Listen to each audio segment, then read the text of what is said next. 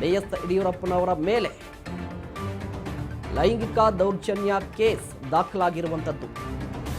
POCSO ಪ್ರಕರಣ ದಾಖಲಾಗಿದೆ. ಈ ಸಂಬಂಧ ಬೆಂಗಳೂರಿನಲ್ಲಿ ಇವತ್ತು ಪ್ರತಿಕ್ರಿಯೆಯನ್ನ ಕೊಟ್ಟಿದ್ದಾರೆ. ಇದು ರಾಜಕೀಯ ಷಡ್ಯಂತ್ರ ಅಂತ ನಾನು ಹೇಳೋದಿಲ್ಲ. ಬೆಂಗಳೂರಿನಲ್ಲಿ ಮಾಜಿ ಸಿಎಂ ಬಿಎಸ್ ಯಡಿಯೂರಪ್ಪ ಹೇಳಿಕೆಯನ್ನ ಕೊಟ್ಟಿರುವಂಥದ್ದು. ಪೋಕ್ಸೋ ಪ್ರಕರಣದ ಕುರಿತಂತೆ ಮಾಜಿ ಸಿಎಂ ಬಿಎಸ್ ಯಡಿಯೂರಪ್ಪ ಈಗ ಪ್ರತಿಕ್ರಿಯೆಯನ್ನ ಕೊಟ್ಟಿರುವಂಥದ್ದು. ನನ್ನ ಮೇಲೆ ಯಾರೋ ಹೆಣ್ಣು ಮಗಳು ದೂರು ಕೊಟ್ಟಿದ್ದಾಳೆ. ತಾಯಿ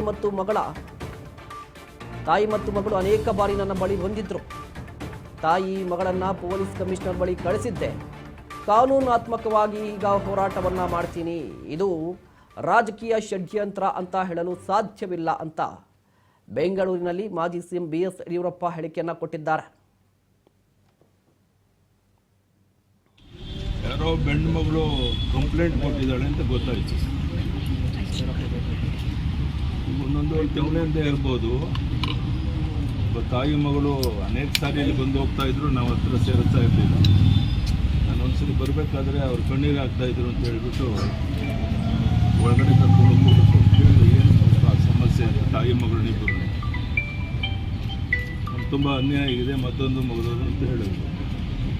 ಅಲ್ಲ, ಆಮೇಲೆ ನಾನು ಪೊಲೀಸ್ ಕಮಿಷನರ್ಗೆ ಫೋನ್ ಮಾಡಿ ಇವರೇನೋ ಅನ್ಯಾಯ ಆಗಿದೆ, ಸ್ವಲ್ಪ ನ್ಯಾಯ ಒದಗಿಸೋದು ದಯಾನಂದ ಫೋನ್ ಮಾಡಿ ಅವ್ರನ್ನ ಹತ್ತಿರ ತಾಯಿ ಮಗನಲ್ಲಿ ಕಳಿಸ್ಕೊಟ್ಟೆ. ಅದಾದಮೇಲೆ ನನ್ನ ಮೇಲೆ ಏನೇನೋ ಮಾತಾಡೋಕ್ಕೆ ಶುರು ಮಾಡಿದ್ರು. ಅಲ್ಲೇ ಹೇಳಿದ್ರೆ ಯಾಕೋ ಆರೋಗ್ಯ ಮನುಷ್ಯನ ಸರಿ ಇರ್ತಂದು ಕಾಣಲ್ಲ, ಹೆಚ್ಚು ಮಾತಾಡೋ ಉಪಯೋಗ ಇಲ್ಲ ಅಂತ ಹೇಳಿಬಿಟ್ಟು ನಾನು ಅವರನ್ನು ಪೊಲೀಸ್ ಕಮಿಷನರ್ ಕಳಿಸ್ಕೊಟ್ಟೆ. ಪೊಲೀಸ್ ಕಮಿಷನರ್ ಎಲ್ಲ ವಿಚಾರಣೆ ತಿಳ್ಕೊಳ್ಳೋಂಥ ಪ್ರಯತ್ನ ಮಾಡಿದ್ದಾರೆ. ಇದನ್ನು ಬೇರೆ ರೀತಿ ಮಾಡಿ ಈಗ FIR ಏನೋ ಆಗಿದೆ ಅಂತ ಹೇಳಿದ್ರು.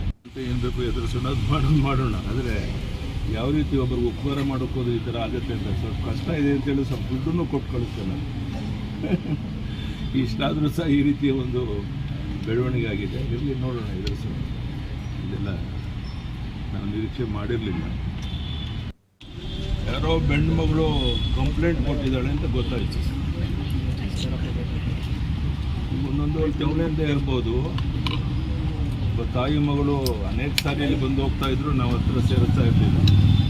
ನಾನು ಒಂದ್ಸರಿ ಬರಬೇಕಾದ್ರೆ ಅವ್ರು ಕಣ್ಣೀರು ಆಗ್ತಾಯಿದ್ರು ಅಂತ ಹೇಳ್ಬಿಟ್ಟು ಒಳಗಡೆ ಕರ್ಕೊಂಡು ಏನು ಸಮಸ್ಯೆ ಅಂತ ತಾಯಿ ಮಗಳನ್ನಿಬ್ಬರು ತುಂಬ ಅನ್ಯಾಯ ಆಗಿದೆ, ಮತ್ತೊಂದು ಮಗಳು ಅಂತ ಹೇಳಿದ್ರು.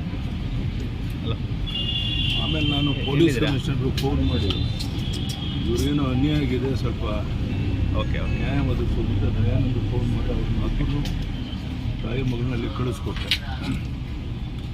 ಅದಾದಮೇಲೆ ನನ್ನ ಮೇಲೆ ಏನೇನೋ ಮಾತಾಡೋಕ್ಕೆ ಶುರು ಮಾಡಿದ್ರು. ಅಲ್ಲೇ ಹೇಳಿದ್ರೆ ಯಾಕೋ ಆರೋಗ್ಯ ಮನುಷ್ಯನ ಸರಿ ಇರ್ತಂದು ಕಾಣಲ್ಲ, ಹೆಚ್ಚು ಮಾತಾಡೋ ಉಪಯೋಗ ಇಲ್ಲ ಅಂತ ಹೇಳಿಬಿಟ್ಟು ನಾನು ಅವರನ್ನು ಪೊಲೀಸ್ ಕಮಿಷನರ್ ಕಳಿಸ್ಕೊಟ್ಟೆ. ಪೊಲೀಸ್ ಕಮಿಷನರ್ ಎಲ್ಲ ವಿಚಾರಣೆ ತಿಳ್ಕೊಳ್ಳೋಂಥ ಪ್ರಯತ್ನ ಮಾಡಿದ್ದಾರೆ. ಇದನ್ನು ಬೇರೆ ರೀತಿ ಮಾಡಿ ಈಗ FIR ಏನೋ ಆಗಿದೆ ಅಂತ ಹೇಳಿದ್ರು. ಏನು ಬೇಕು ಎದುರಿಸೋಣ, ಅದು ಮಾಡೋಣ. ಆದರೆ ಯಾವ ರೀತಿ ಒಬ್ಬರಿಗೆ ಉಪಕಾರ ಮಾಡೋಕ್ಕೋದು ಈ ಥರ ಆಗುತ್ತೆ ಅಂತ ಸ್ವಲ್ಪ ಕಷ್ಟ ಇದೆ ಅಂತೇಳಿ ಸ್ವಲ್ಪ ದುಡ್ಡನ್ನು ಕೊಟ್ಟು ಕಳಿಸ್ತೇನೆ. ಇಷ್ಟಾದರೂ ಸಹ ಈ ರೀತಿಯ ಒಂದು ಬೆಳವಣಿಗೆ ಆಗಿದೆ. ಇರಲಿ, ನೋಡೋಣ, ಎದುರಿಸೋಣ. ಇದೆಲ್ಲ ನಾನು ನಿರೀಕ್ಷೆ ಮಾಡಿರಲಿಲ್ಲ. ಯಾರೋ ನಾನು ನಿರೀಕ್ಷೆ ಮಾಡಿರಲಿಲ್ಲ, ಕಷ್ಟ ಇದೆ ಅಂತ ಹೇಳಿದಾಗ ಒಂಚೂರು ದುಡ್ಡು ಕೂಡ ಕೊಟ್ಟಿದ್ದೆ. ಸಮಸ್ಯೆ ಇದೆ ಅಂತ ನನ್ನ ಹತ್ರ ಬಂದಿದ್ರು, ನಾನು ಪೊಲೀಸ್ ಕಮಿಷನರ್ ಬಳಿ ಕಳಿಸಿದ್ದೆ. ಆಗಲೇ ನನ್ನ ವಿರುದ್ಧ ಮಾತನಾಡಲಿಕ್ಕೆ ಶುರು ಮಾಡಿದ್ರು. ಏನೋ ಇವ್ರಿಗೆ ಆರೋಗ್ಯ ಸರಿ ಇಲ್ಲ ಅಂತ ಅಂದ್ಕೊಂಡಿದ್ದೆ. ಈಗ ನೋಡಿದ್ರೆ ಕೇಸನ್ನು ದಾಖಲು ಮಾಡಿದ್ದಾರಂತೆ. ಇದನ್ನು ಕಾನೂನಾತ್ಮಕವಾಗಿ ಹೋರಾಟ ಮಾಡ್ತೀನಿ ಅಂತ ಬಿಎಸ್ ಯಡಿಯೂರಪ್ಪನವರು ಹೇಳ್ತಾ ಇರುವಂಥದ್ದು. ಬಿಎಸ್ ಯಡಿಯೂರಪ್ಪನವರ ವಿರುದ್ಧ ಪೋಕ್ಸೋ ಪ್ರಕರಣ ದಾಖಲಾಗಿರುವಂಥದ್ದು ಸದಾಶಿವನಗರ ಪೊಲೀಸ್ ಠಾಣೆಯಲ್ಲಿ. ಲೈಂಗಿಕ ದೌರ್ಜನ್ಯವನ್ನು ಎಸಗಿದ್ದಾರೆ ನನ್ನ ಮಗಳ ಮೇಲೆ, ಇವರ ವಿರುದ್ಧ ಕಠಿಣ ಕ್ರಮ ಕೈಗೊಳ್ಳಬೇಕು ಅಂತ ಸಂತ್ರಸ್ತ ಮಹಿಳೆಯ ತಾಯಿ ದೂರನ್ನು ದಾಖಲಿಸಿರುವಂಥದ್ದು. ಈ ಪ್ರಕರಣಕ್ಕೆ ಸಂಬಂಧಪಟ್ಟಂತೆ ಇವತ್ತು ಬಿಎಸ್ ಯಡಿಯೂರಪ್ಪನವರು ಮಾಹಿತಿಯನ್ನು ಕೊಡ್ತಾ ಇದ್ರು, ಒಂದಿಷ್ಟು ಕ್ಲಾರಿಟಿಯನ್ನು ಕೂಡ ಕೊಡ್ತಾ ಇದ್ರು. ಯಾಕಂದರೆ ಲೋಕಸಭಾ ಚುನಾವಣೆ ಹತ್ತಿರ ಇದೆ. ಇಂತಹ ಸಂದರ್ಭದಲ್ಲಿ ಈ ರೀತಿಯ ಕೇಸ್ಗಳು ಯಾವುದೇ ಒಬ್ಬ ರಾಜಕಾರಣಿಗೆ ಒಂದಿಷ್ಟು ಸೆಟ್ಬ್ಯಾಕ್ ಆಗುತ್ತೆ.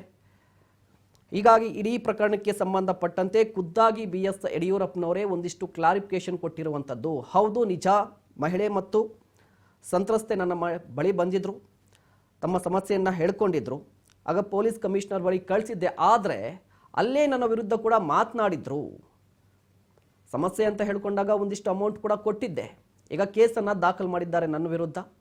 ನಾನು ಕಾನೂನಾತ್ಮಕವಾಗಿ ಹೋರಾಟ ಮಾಡ್ತೀನಿ. ಮತ್ತೊಂದು ಕಡೆ ಇನ್ನೊಂದು ಪ್ರಶ್ನೆಯನ್ನು ಕೇಳಿದರು, ಸರ್ ಇದೇನಾದರೂ ರಾಜಕೀಯ ಷಡ್ಯಂತ್ರನಾ ಅಂತ. ಇಂಥ ಪ್ರಕರಣದಲ್ಲೇ ರಾಜಕೀಯ ಷಡ್ಯಂತ್ರ ಏನು ನಡೆಯೋದಿಲ್ಲ ಅಂತ ಕೂಡ ಹೇಳಿರುವಂಥದ್ದು. ಒಟ್ಟಾರೆಯಾಗಿ BS ಯಡಿಯೂರಪ್ಪನವರಿಗೆ ಒಂದಿಷ್ಟು ಸಂಕಷ್ಟ ಅಂತಲೇ ಹೇಳ್ಬೋದು. ಯಾಕೆಂದರೆ ಪೋಕ್ಸೋ ಪ್ರಕರಣ ದಾಖಲಾಗಿರುವಂಥದ್ದು. ಹೀಗಾಗಿ ಲೋಕಸಭಾ ಚುನಾವಣೆಯ ಹತ್ತಿರ ಇರುವಂಥದ್ದು. ಒಂದು ಕಡೆ ಅಭ್ಯರ್ಥಿಗಳ ಆಯ್ಕೆ ಮಾಡ್ತಾ ಇದ್ದಾರೆ BS ಯಡಿಯೂರಪ್ಪನವರು. ಸೆಂಟರ್ ಆಫ್ ಅಟ್ರಾಕ್ಷನ್ ಆಗಿರುವಂಥದ್ದು BS ಯಡಿಯೂರಪ್ಪನವರು ಇಡೀ ಪ್ರಕರಣ, ಇಡೀ ಕೇಸ್ನಲ್ಲಿ. ಹೀಗಾಗಿ ಇಡೀ ಪ್ರಕರಣಕ್ಕೆ ಸಂಬಂಧಪಟ್ಟಂತೆ ಖುದ್ದಾಗಿ ಯಡಿಯೂರಪ್ಪನವರೇ ಈಗ ಕ್ಲಾರಿಫಿಕೇಶನ್ ಕೊಟ್ಟಿದ್ದಾರೆ.